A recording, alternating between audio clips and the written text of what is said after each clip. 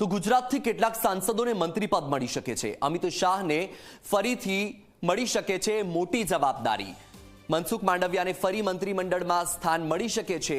CR પાટીલને Modi કેબિનેટમાં સ્થાન મળી શકે છે। પરસોત્તમ રૂપાલા, એસ જયશંકરના નામની શક્યતા વ્યક્ત કરવામાં આવી રહી છે। તો ગુજરાતથી રાજ્યસભા સાંસદ જેપી નડ્ડાને પણ મહત્વનું સ્થાન મળી શકે છે। અમિત શાહ, પરસોત્તમ રૂપાલા બાદ જેપી નડ્ડાને પણ મહત્વનું સ્થાન મળી શકે, સીઆર પાટીલને પણ મહત્વનું સ્થાન મળી શકે છે। તો ગુજરાતમાંથી આ નામો ચર્ચામાં છે। પરસોત્તમ રૂપાલા, મનસુખ માંડવિયાને ફોન આવી ગયો છે, સીઆર પાટીલને પણ ફોન આવી ગયો છે। વધુ માહિતી મેળવીએ સંવાદદાતા અર્પણ કાયદાવાલા પાસેથી।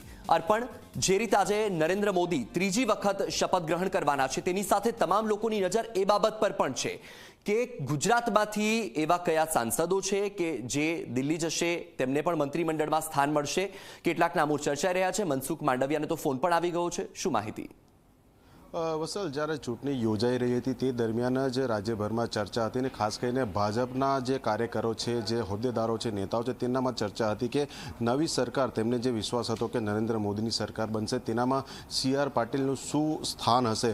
હાલ કન્ફર્મ થઈ રહ્યું છે કે નરેન્દ્ર મોદી આજે સાંજે જ્યારે ત્રીજી વાર પ્રધાનમંત્રી તરીકેની શપથ લેવા જઈ રહ્યા છે, તો તેમની સાથે મંત્રી તરીકે ગુજરાતમાંથી વર્તમાન ભાજપના પ્રમુખ જે છે સીઆર પાટીલ પણ શપથ લેશે। આ ઉપરાંત અમિત શાહ છે, મનસુખ માંડવિયા છે કે જેમનું કન્ફર્મેશન થઈ ચૂક્યું છે। આ ઉપરાંત રાજ્યસભાના બે સાંસદ છે, જે એસ જયશંકર કે જે ગત સરકારમાં વિદેશ મંત્રી હતા, આ ઉપરાંત વર્તમાન કેન્દ્રીય ભાજપ પ્રમુખ જેપી નડ્ડા કે જેઓ હવે રાજ્યસભામાંથી ગુજરાતના સાંસદ છે, તેમને પણ મોદી કેબિનેટમાં સ્થાન મળી શકે છે। આ ઉપરાંત એક વધુ નામ સામે આવી રહ્યું છે, ભાવનગરના જે મહિલા સાંસદ છે નીમુબેન બાંભણિયા, મહિલા મંત્રી તરીકે તેમને પણ ક્યાંક સ્થાન મળી શકે છે। એટલે હાલ અટકળો છે, જેમનું કન્ફર્મેશન આવી ગયું છે, તે સતત આપણે અહેવાલ દર્શાવી રહ્યા છે, પરંતુ હજી સુધી ઘણા એવા લોકોને સમયાંતરે ફોન કરવામાં આવી રહ્યા છે અને તબક્કાવાર તમામ લોકો પ્રધાનમંત્રી નિવાસસ્થાન છે, ત્યાં પ્રધાનમંત્રી જે બનવા જઈ રહ્યા છે નરેન્દ્ર મોદી, તેમને મળવા